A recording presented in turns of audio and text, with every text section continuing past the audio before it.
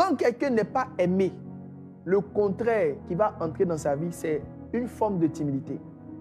La timidité, c'est généralement la réponse qu'on a donnée à un manque d'amour. La timidité, c'est la réponse généralement que plusieurs ont donnée à un manque d'affection. Il y a des gens, s'ils avaient connu une enfance différente, ils seraient plus joviales. Donc ce n'est pas leur nature, c'est ce que la nature a fait d'eux.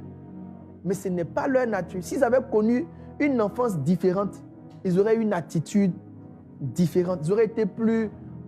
Donc, ils disent qu'ils sont comme ça, mais ils ne sont pas comme ça. Ils sont comment ils ont commencé, mais ils ne sont pas comme ça.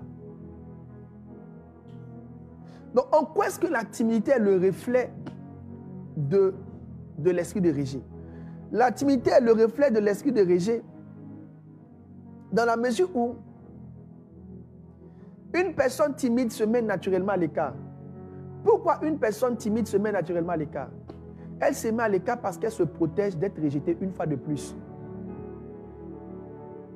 Donc, je me mets à l'écart parce que je ne veux rien demander à quelqu'un pour ne pas que on me refuse encore de l'amour, on me refuse encore de l'attention. Donc, les gens de personnes qui peut-être dans les églises ont senti le rejet, quand ils rentrent dans une nouvelle église, ils se mettent derrière. Mais le fait de se mettre derrière là, c'est parce qu'ils se mettent dans une position où je ne veux pas qu'on me rejette encore une fois de plus.